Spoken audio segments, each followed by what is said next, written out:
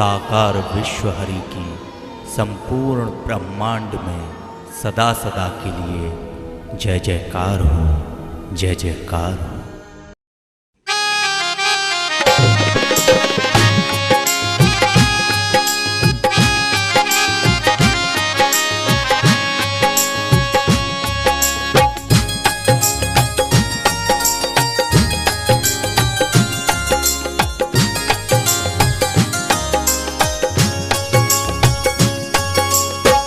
दीवानों का मेला है सत्संग बेला, दीवानों का मेला है सत्संग बेला। ये जन्नत नहीं है तो फिर और क्या है, ये जन्नत नहीं है तो फिर और क्या है। यहाँ मेरा आना आकर न जाना, यहाँ मेरा आना आकर न जाना। ये किस्मत नहीं है तो फिर और क्या है, ये किस्मत नहीं है तो फिर और क्या है। हो जन्नत नहीं है तो फिर और क्या है।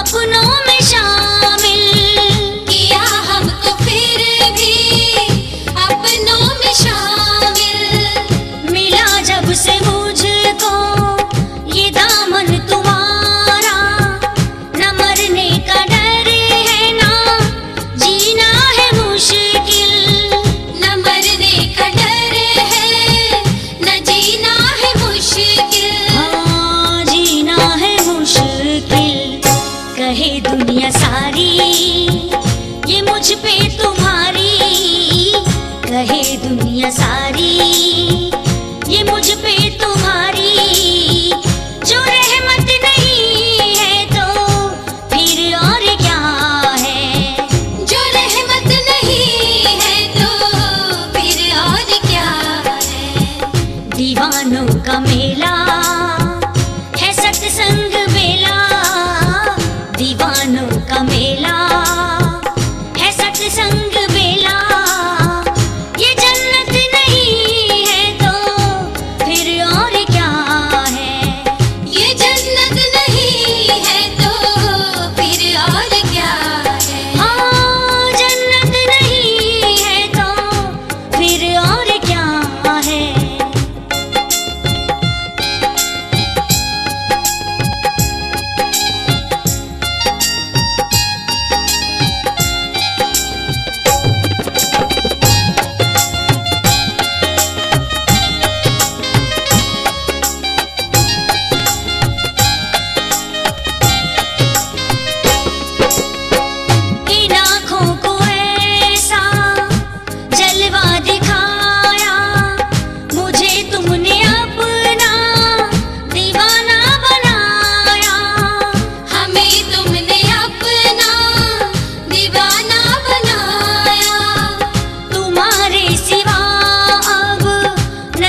कुछ न आए यूं रंग मुझ पे अपना चढ़ाया, यूं रंग हम पे अपना चढ़ाया। हाँ दीवाना बनाया, ये ऐसी खुमारी है मुझ पे तुम्हारी, ये ऐसी खुमारी है मुझ पे तुम्हारी।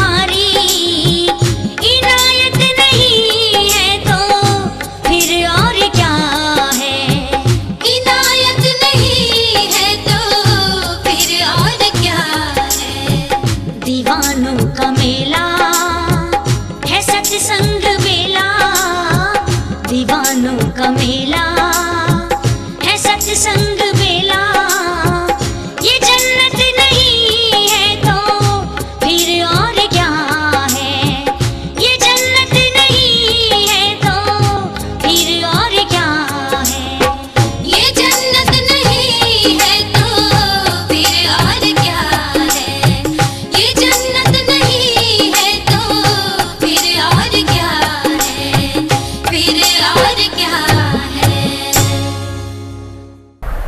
साकार विश्व की संपूर्ण ब्रह्मांड में सदा सदा के लिए जय जयकार। जब आप महापुरुषों का आगमन इस मानव मंगल मिलन सद्भावना समागम में हुआ है तो सर्वप्रथम वचन साकार हरि का। अगर आप लोक सुखी परलोक सुहेला चाहते हैं तो साकार हरि का वचन और सदकर्म, कोशिश करो सदकर्म में, वचन के तहत सदकर्म में कोई ख्वाहिश न हो,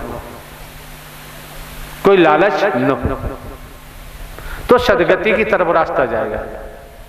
और आने वाले महापुरुषों के लिए हृदय में करुणा का होना बहुत जरूरी है। आने वाले महापुरुषों की निस्वार्थ जो भी कर सकते हैं सेवा करना भी नितांत आवश्यक, क्योंकि संतों की, भक्तों की, ऋषिवर मुनिवरों की से स्नेह प्रेम और सेवा से ही तो मिलना है। यही तो भक्ति बन जाता है, यही परम भक्ति बन जाता है। फिर कहीं सर मारने की या पटकने की जरूरत नहीं पड़ती। तो साकार हरि न काऊ मारते न काऊ देते हैं गाली। आदमी खोटे काम कर करके खुद ही अपना विनाश करा लेता है। तो कौन क्या कहता है, कौन क्या नहीं कहता, आपका धर्म कर्म बनता है आने वाले महापुरुषों से निस्वार्थ प्रेम करें, हृदय में करुणा जागृत हो, क्योंकि आपका संसार में कोई दुश्मन है ही, लेकिन है सारे दुश्मन इस शरीर में भरे पड़े।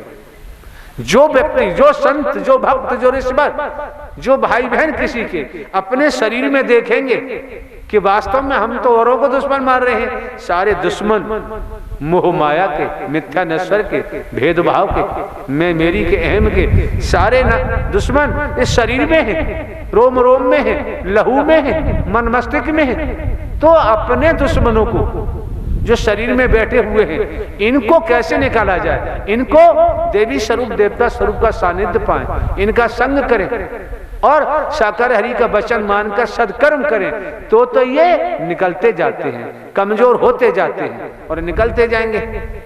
अगर इसके विपरीत हैं तो बाबूजी इनका निकलना अंतिम समय तक संभव नहीं होता।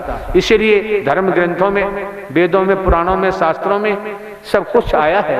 ये सत्य का संग आपको मिला हुआ है, ये मानव मंगल मिलन सद्भावना समागम आपको मिला हुआ है और इसका भरपूर तरीका से लाभ उठाओ। लेकिन लाभ उठाने से पहले ये ध्यान रखें कि बुनियाद मजबूत होनी चाहिए, नींव मजबूत होनी चाहिए। मकान अगर बुनियाद बालू के ढेर पर रख दी जाए तो न दीवार बन पाएगी न मकान बन पाएगा। इसलिए बुनियाद, समझदार लोग मकान बनवाते हैं तो बुनियाद बड़ी मजबूती से रखते हैं, तब कहीं दीवार ले जाते हैं, तब जाके कहीं छत पड़ती है। इसी प्रकार से जब आप महापुरुषों का इस मानव मंगल मिलन सद्भावना समागम में आगमन हुआ, आपकी बहन बेटियों का हुआ है, क्योंकि सभी जानते हैं कि अगली सांस का किसी को भरोसा नहीं। राजा रहे न रंग, बली रहे न औलिया, संतरी रहे न मंत्री, अधिकारी रहे न कर्मचारी, जो आया है सो जाएगा, राजा रंग फकीर। जब अगली सांस का भरोसा नहीं तो किस पे घमंड करें, किस पे गुमान करें, किस पे अहंकार करें? कौन पराया है? भेदभाव। जहां भेद होता है वहां कभी अभेद नहीं हो सकते। कहां जाएं परमात्मा की भक्ति करने के लिए? परमात्मा की भक्ति कभी संकीर्णता में नहीं होती, दायरे में सीमित नहीं होती। अगर दायरे में सीमित है, संकीर्णता में है, तंग गलियों में है, भेदभाव में है, तो कितना ही कुछ करो वो परमात्मा की भक्ति हो ही नहीं सकती। और जहां निस्वार्थ है, अगर हमारा कोई निस्वार्थ है, दान पात्र में लगवाऊं या किसी रूप में नोट, वोट, रुपया, पैसा, वस्तु पदार्थ, सोना चांदी, कोठी बंगला, फूल मार, धूपबत्ती में ग्रहण करूं, ये मेरा धर्म नहीं बनता। मैं ऐसा कर ही नहीं सकता, हमको जरूरत ही नहीं। जो करेगा सो भरेगा, हम धोखा नहीं दे सकते। आने वाले महापुरुषों को या समस्त संसार रूपी समाज के मानवों को, संतों को, भक्तों को, ऋषिवर मुनिवर, देवी स्वरूप, देवता स्वरूप को धोखा देना हमारे वश की बात नहीं। हम धोखा नहीं दे सकते, देना संभव ही नहीं। अगर हमारा कोई स्वार्थ होता, अगर हमारा कोई स्वार्थ होता तो निसंदेह हम धोखा जरूर देते। जब हमारा कोई स्वार्थ है ही नहीं तो धोखा देना हमारे बस की बात नहीं। और सभी जानते हैं कि अगली श्वास का किसी को भरोसा नहीं। एक एक शब्द को मन लगा के सुने, एक एक शब्द को प्रेम पूर्वक श्रवण करें और अंतःकरण में ले जाएं। फिर मंथन करो, चिंतन करो। जब आपको मौका मिलता है व्यवहार का रूप दो, कर्म में डालो, निसंदेह आपका जीवन धन्य हो जाएगा, आपका जीवन खुशहाल हो जाएगा, आपके जीवन में हरियाली होगी, फूल होगा, फल भी होगा। और ये समझ में आई गया है, अगर किसी के घर में जवान बेटे की मृत्यु हो जाती है, इतना सद्ज्ञान पाया है, वो जवान बेटे की मृत्यु पे रोएगा, आंखों में आंसू नहीं, कि वो जान चुका है जिसका स्टेशन आ गया उसे उतरना ही पड़ेगा। राजा हो चाहे रंग, बली हो चौलिया, संतरी हो चाहे मंत्री, अधिकारी हो चाहे कर्मचारी, कोई भी हो जान में, जिसका समय आ गया उसके शरीर की मौत अटल सत्य है। किसी रूप में होगी जरूर। तो किसको पता है जहान में? संसार में किसी को पता नहीं अगली सांस आए या नहीं। पड़ा रहेगा माल खजाना, छोड़ त्रिया सत जाना है, कर ले बंदे प्रेम मानवता से, नहीं तो फिर पछताना है। पड़ा रहेगा माल खजाना, छोड़ त्रिया सत जाना है, और कर ले बंदे प्रीत साकार हरि से, नहीं तो फिर पछताना है। ये मौके बार बार नहीं मिलते हैं, अवसर बार बार नहीं मिलता है। जो मौका आपको मिल चुका है, अवसर मिल चुका है, और झूठ के पुलंदे बनाना हमारे बस की बात नहीं। झूठ पर आदास सिला रखना हमारे बस की बात नहीं। क्योंकि मानव धर्म सत्य था, है और रहेगा। मानव धर्म सत्य था, है और रहेगा।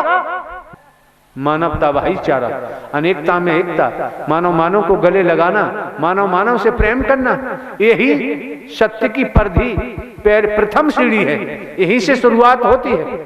और अगर इस प्रथम सीढ़ी मानवता भाईचारे को ठुकराने के बाद चले तो फिर हम खुद स्वयं को धोखा दे रहे हैं, स्वयं को धोखा दे रहे हैं। और जो व्यक्ति स्वयं को ही धोखा देता है निस्वार्थ में डूबकर, मेरे द्वारा पूर्व में भी कहा गया है, जब व्यक्ति निस्वार्थ में डूब जाता है तो दिशा भूल हो जाता है, लक्ष्य से भटक जाता है, कर्म भ्रष्ट हो जाता है, धर्म भ्रष्ट हो जाता है, नीति नाम की चीज नहीं रहती।